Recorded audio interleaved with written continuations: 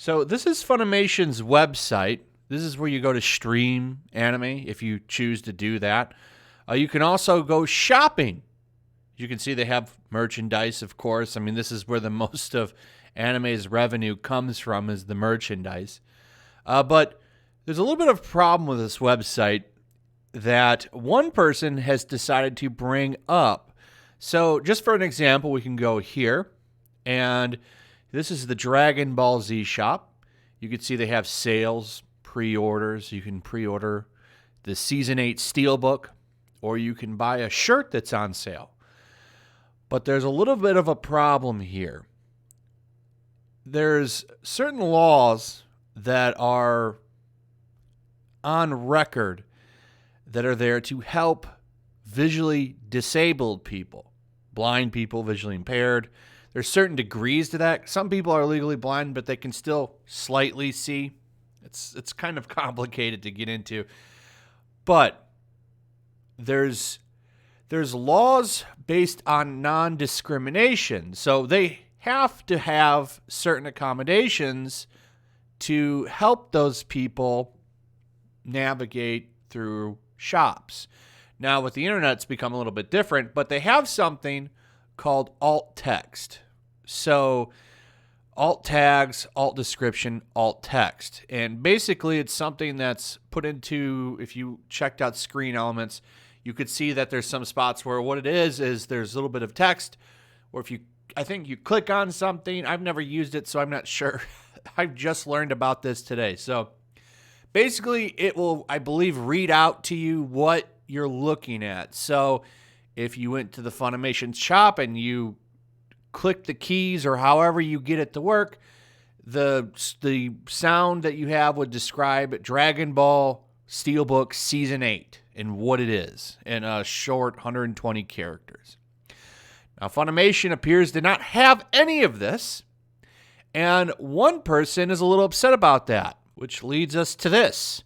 Genisa Angelis is suing Funimation for not having that alt text so that they can navigate their website.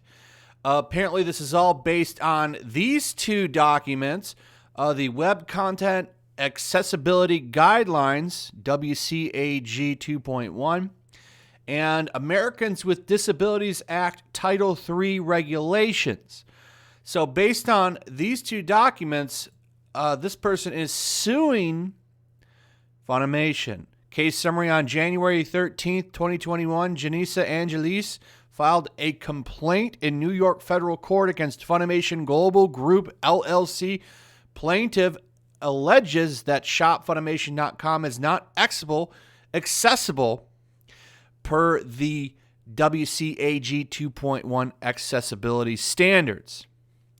The details include many features on the website lacks alt.text.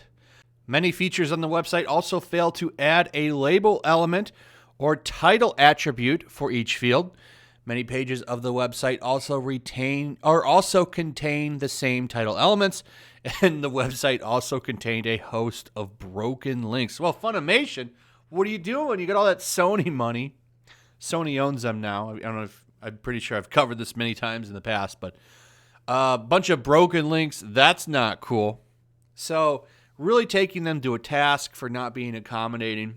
You would think that with all of the money that Sony pays their lawyers, that they would have kept them up to date on all of this, and this wouldn't have been a problem. But because their lawyers decided to ignore this, or somebody's in trouble here, they're getting fired. So this person is seeking damages.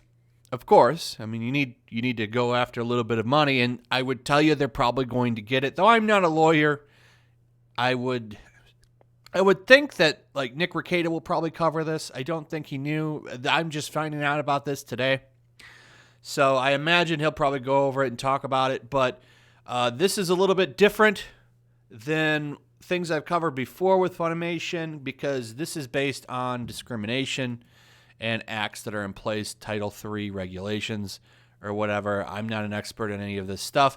I just take great pleasure in seeing Funimation get sued because I despise Funimation. So this is hilarious to me. And I think that they're probably going to likely have to do something. They're at least going to have to update their website and hire people. Now, some of the things that Angelise is seeking is compensation and for them to update their discriminating website to accommodate people that are legally blind. Now, when I say legally blind, that doesn't mean that this person can't see. There's varying degrees of you're declared legally blind, but some people that are legally blind can still see a little bit.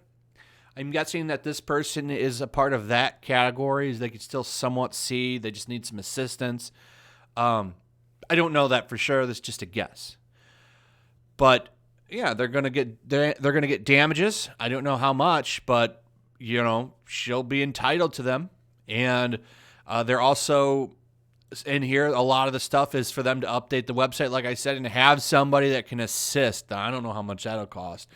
I wonder how many websites are not meeting this regulation. It's interesting. I didn't even know about this before, so because I never think about it. I'm not legally blind, so you don't really think about this stuff. So it's interesting. I wonder what'll happen. This will be one to follow, and we'll see what happens if Funimation's in trouble. We'll see. Anyway, what do you guys think about all this? I'd like to hear from you. Also, if you would, please like, subscribe, share the video. Make sure you're still subscribed. Hit that notification bell, and I'll see you on the next one. Peace. Also, if you want to help support the channel, check out my Teespring store. There's a link in the description. You can find some merchandise in there that you might want to check out. Also, take a moment. Make sure you're still subscribed to the channel. There's something going on right now, and they've been unsubscribing people. So just take a second and double check on that and subscribe if you're new.